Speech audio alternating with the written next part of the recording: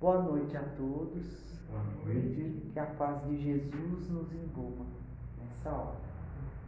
Vamos agora elevar os pensamentos ao nosso querido Mestre Jesus, fazer uma prece.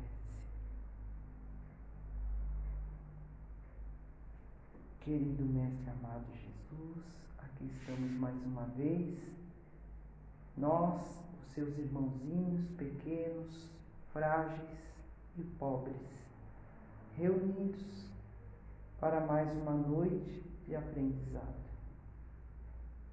Abençoa-nos, Mestre, dá-nos uma pequena centelha de sua sabedoria, para que tenhamos uma melhor compreensão das lições de hoje. Obrigada, Jesus querido, por dividir conosco todos esses tesouros de sabedoria, por não desistir de nós, apesar da nossa rebeldia, da nossa cabecinha dura. Obrigada, Mestre, por estar sempre conosco, nos conduzindo no caminho certo, nos mostrando o rumo certo a seguir, que vai levar até o nosso Pai do céu, através do nosso autoaperfeiçoamento. Obrigada, Jesus querido, por todas as graças e bênçãos. Por favor, permaneça conosco, nos abençoando, nos protegendo e guiando, hoje e sempre. Que assim seja, graças a Deus. Bem, o nosso tema de hoje é pecado por pensamento, adultério. No Evangelho de Mateus, no capítulo 5, nós vamos encontrar a seguinte passagem: Ouvistes o que foi dito aos antigos: não cometerás adultério. Eu, porém, vos digo que todo aquele que olhar para uma mulher cobiçando-a, já no seu coração cometeu adultério. Bem, adultério, no sentido mais amplo da palavra, quer dizer infidelidade aos desígnios do Pai, aqui no Evangelho. Quando Jesus se refere em várias ocasiões à humanidade adúltera, né? É nesse sentido de infidelidade aos desígnios do Pai, né?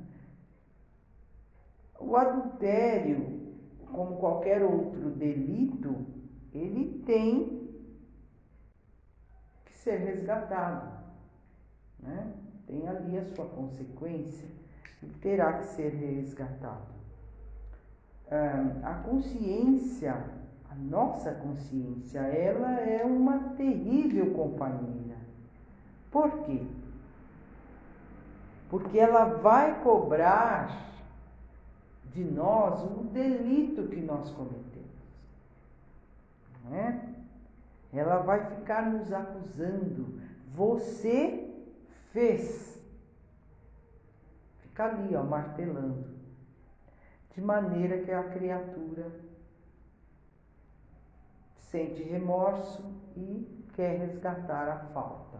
E Deus, na sua infinita sabedoria e bondade, Ele dá ao culpado a oportunidade de reparação, através das reencarnações.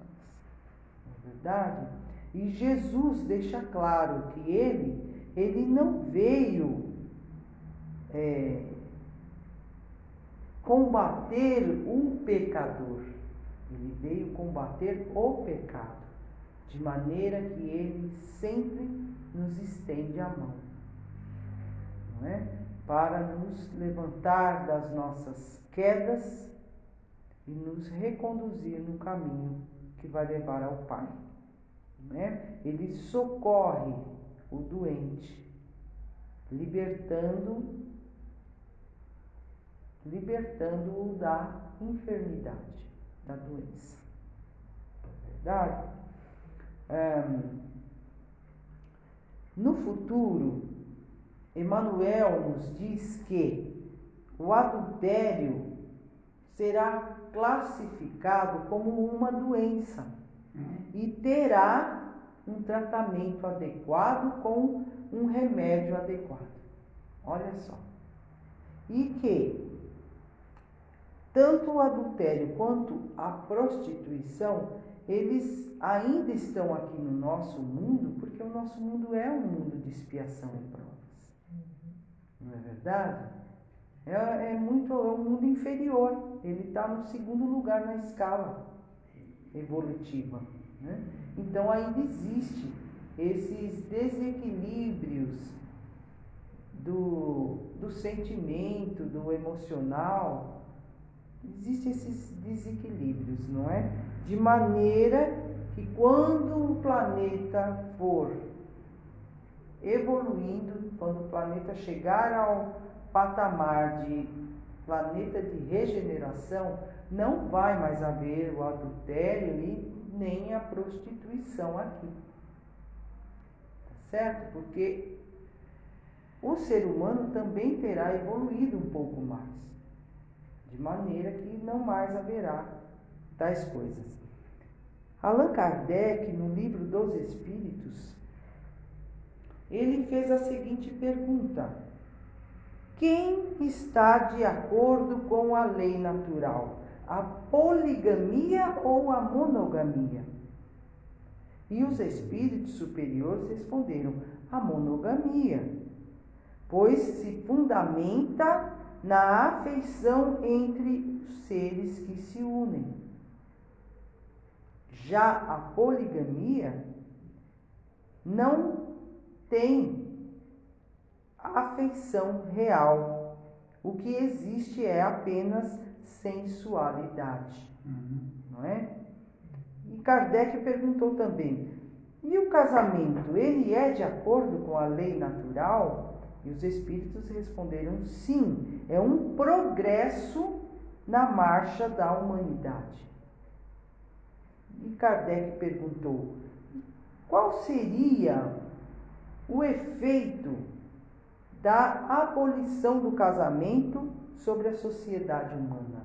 E os espíritos superiores responderam: seria a volta à vida animal. E se nós formos parar para analisar, estaríamos até abaixo de alguns animais que são monogâmicos, né? Não é verdade? Então, algumas civilizações ainda têm o costume da poligamia, né? É um traço de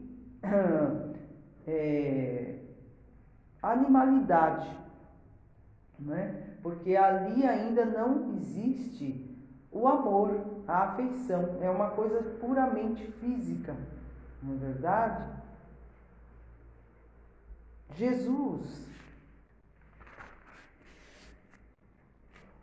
ele condena não só o ato em si, mas também o pensamento ruim, não é fato? Vejam aqui quando ele fala que quando a pessoa olha para a outra cobiçando-a, ela já cometeu o adultério ali no seu coração. Então ele condena o pensamento ruim. Ele condena a má intenção da pessoa. Porque muitas vezes a criatura já imagina coisas e só não realiza tais coisas porque a situação não permite. Se permitisse, ela faria, não é? Porque a criatura que tem ali uma má ideia, ela não tem pureza de coração ainda, né? Cultiva os pensamentos ruins, os sentimentos também o são, né? Então, a verdadeira pureza não está apenas nos atos, mas também nos pensamentos da gente, né? Na intenção. Jesus, sendo um profundo conhecedor da psicologia humana, ele sabia que é do coração que partem os maus desejos da pessoa, não é? É do coração, o coração está impuro, precisa purificar os sentimentos e os pensamentos também. Então, alimentar ideias ruins é sinal de imperfeição moral. Aquela pessoa que só tem pensamentos ruins é porque ainda está está muito mal evoluída. Ela não fez um progresso moral. Ela ainda está bem atrasada nesse processo. O simples pensar mal revela a inferioridade moral. Muitas vezes o pensamento mal, como eu disse, não se realiza porque não surgiu uma oportunidade. Porque se houvesse ocasião favorável, aí a criatura realizaria aquele mau pensamento que ela teve, não é? Assim como, se fosse possível ninguém ver os atos delituosos que ela gostaria de cometer, ela faria. No fato, se tivesse como fazer as ocultas, ela faria, né? O fato da criatura pensar no mal e não praticar, nem por isso livra ela da responsabilidade. Porque o pensamento é uma força, uma energia muito poderosa. É através do pensamento que a gente se liga aos desencarnados. Se os pensamentos são bons, a gente se liga aos bons. Se os pensamentos são ruins, a gente se liga aos inferiores, aos ruins, né? Então é necessário que a gente destrua em nós tudo o que possa ser causa de sentimentos menos dignos, não é? Ainda que para isso a gente tenha que fazer um grande esforço, porque não é fácil. Somos criaturas que somos muito antigas, né? Somos milenares. E se nós formos parar para analisar, já tivemos muito mais vidas onde a gente tinha um comportamento poligâmico, né, do que monogâmico. Não é verdade? É uma coisa mais atual, de maneira que, para a gente tirar essas raízes equivocadas de dentro de nós, demora. Precisa muito esforço, mas a gente consegue. Não é verdade? Emmanuel, no livro Pensamento e Conduta, nos diz o seguinte na mensagem intitulada O Pensamento: pensar é criar.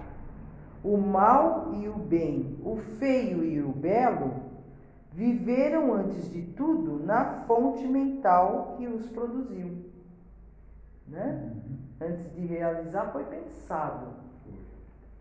Encontramos no Evangelho de Jesus a melhor fórmula para a renovação dos nossos pensamentos. E na exemplificação cristã, exercitaremos a nossa mente no bem, fonte de progresso e porta de libertação para os nossos espíritos. Cabe a nós o esforço contínuo pela renovação mental, para que conscientemente criemos uma vida melhor para nós e para os que nos cercam, pois a existência para nós em qualquer parte será invariavelmente de acordo com o que pensamos. Olha aí. Então, nós somos o que nós pensamos. Nossa vida é reflexo do que a gente pensa. Olha aí o perigo, né? O pensamento é uma força viva. Ele é energia que influencia outros e é também influenciado pelos outros. Não é verdade? Então é uma energia poderosíssima que pode operar distâncias ilimitadas pelo universo afora. Olha o pensamento. Ele se propaga no oceano de energias onde nós estamos inseridos. Nossa vida mental é a nossa verdadeira vida. Olha aí. É pelo pensamento que a gente se sintoniza com os espíritos. É imprescindível, então, que a gente faça o quê? Que vigie os pensamentos, uma vez que eles são materialização dos nossos desejos. Não há reforma íntima sem a disciplina do pensamento. Precisa disciplinar o que a gente pensa. Né? Irmão Jacó, no livro Voltei, diz o seguinte: se o homem comum conseguisse deter o curso dos pensamentos de segunda ordem durante alguns minutos por dia, de modo a refletir na grandeza da vida, de certo evitaria as algemas do mal que o prendem às reencarnações expiatórias. Sendo assim, então, é indispensável disciplinar os pensamentos. Os pensamentos são de nossa inteira responsabilidade. Então, nós não respondemos apenas pelos atos, mas pelos pensamentos também. Olha aí. Né? Então, vamos fazer aqui uma pequena análise. Nós estamos em vários patamares. Existem aquelas criaturas que não têm pensamento ruim de maneira alguma. Esse aí é o primeiro tipo de pessoas, aqueles que não têm pensamento ruim jamais. O segundo tipo são aqueles que têm os pensamentos ruins, mas eles repelem, buscam repelir esses pensamentos ruins. O terceiro tipo é aquele que tem os pensamentos ruins e gostam de ter eles. E alimentam os pensamentos ruins, não é? E até em alguns casos eles buscam realizar aqueles pensamentos negativos. Né? Então, no primeiro exemplo aqui, o trabalho de purificação da criatura já está realizado naquela criatura que nunca pensa em nada ruim. Então, o trabalho de purificação dela já foi concluído. No segundo caso, aquela criatura que pensa as coisas ruins, mas ela combate esse pensamento, nessa criatura o trabalho de purificação está sendo realizado, não está concluído ainda, mas ela está fazendo. E no terceiro caso, a criatura que pensa coisas ruins e se compraz nisso e até busca realizar esses pensamentos negativos, esses daí, o trabalho de purificação desses daí, nem sonha em começar, né? Nem sonha em começar. Olha que coisa. Então, a gente analise aí um pouquinho e veja em que grau, qual desses exemplos nós estamos. Nós somos o que ainda pensa mal, mas combate? Ou aquele que pensa mal e não está nem aí, gosta de pensar mal e pronto? Né? Precisa ver. Dessa maneira, a gente percebe que é de suma importância vigiar melhor os nossos pensamentos, né?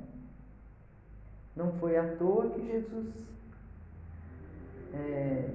nos alertou sobre vigiar e orar, né?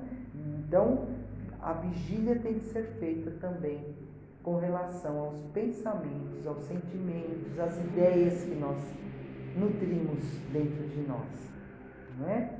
É preciso, então, esse trabalho. Por quê? Porque não há, como a gente sempre fala, essa reforma íntima. Não há reforma íntima em nós se nós não tivermos o pensamento melhorado. Se a gente ainda pensa coisas ruins, né? Se a gente ainda olha para o outro imaginando coisas inferiores, não é fato? Então a gente precisa estar sempre fiel aos desígnios do Pai. É preciso ter fidelidade aos desígnios do Pai. Não é fato? Busquemos sempre lembrar que Jesus disse que nós só veremos a Deus se tivermos um coração puro, né? E aí a gente precisa começar a buscar essa pureza através do nosso olhar e através dos nossos pensamentos, né? Modificar a maneira de olhar as coisas, não é? Que às vezes a gente tem um olhar ruim, né? E os pensamentos também. A gente já vai logo para o lado negativo de tudo. Então precisa vigiar melhor o que se pensa, né? Para que a gente algum dia chegue a purificar de fato o nosso coração, para que a gente vá evoluindo um pouquinho mais a cada dia, buscando se aproximar de Deus, né? Então, para nós concluirmos o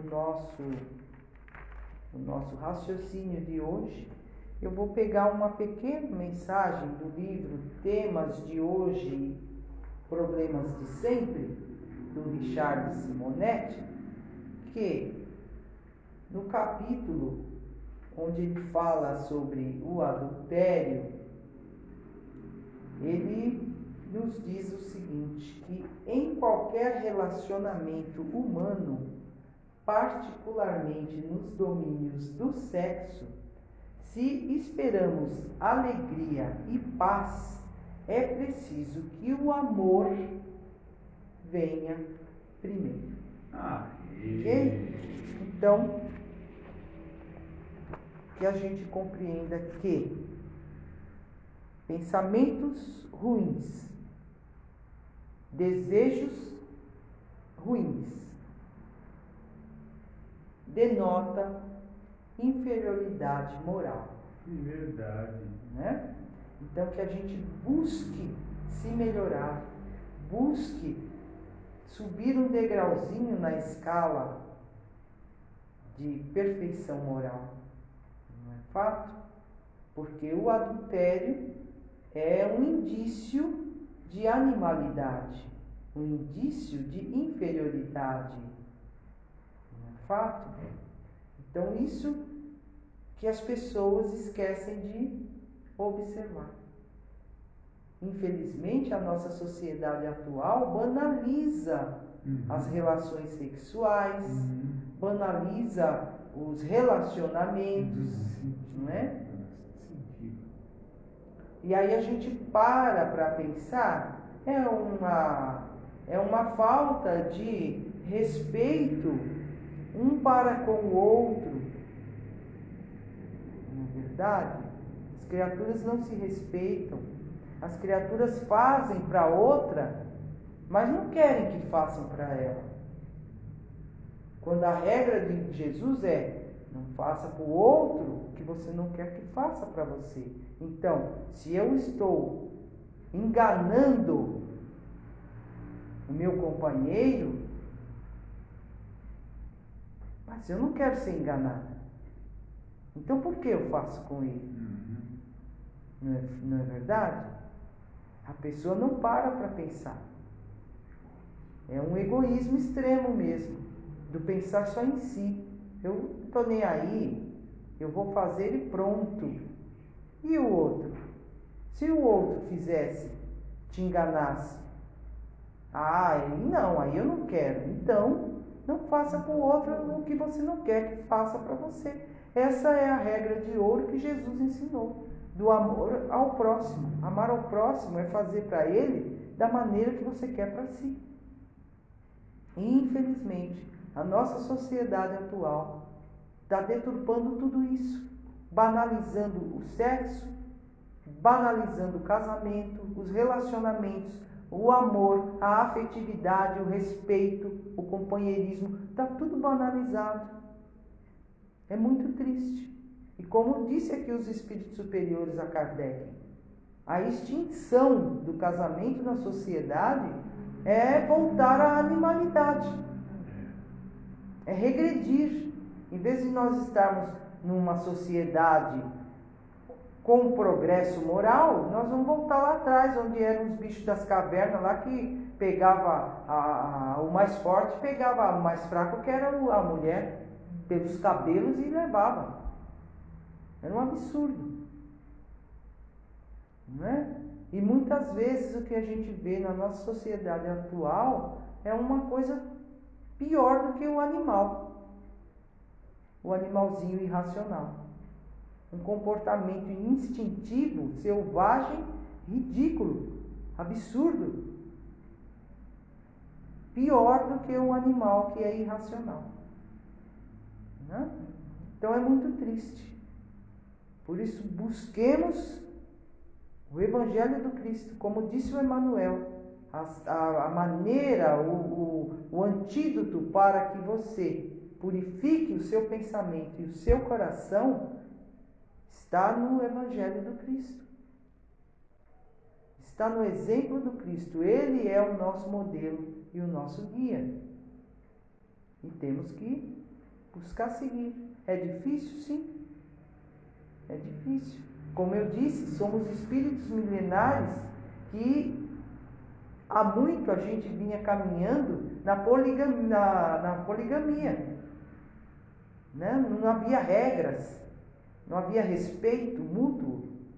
Era tudo ao bel prazer. Era assim. Então, para que a gente consiga extinguir isso de dentro de nós, leva-se tempo, mas o esforço é necessário, não é? E seremos muito bem recompensados por isso. Então, busquemos seguir o Cristo. Busquemos sempre seguir a regra de ouro do Mestre Jesus. Não faça para o outro o que você não quer para si. Ok? Então, muito obrigado pela atenção. Que Jesus nos abençoe, nos ilumine e proteja hoje e sempre. Assim seja.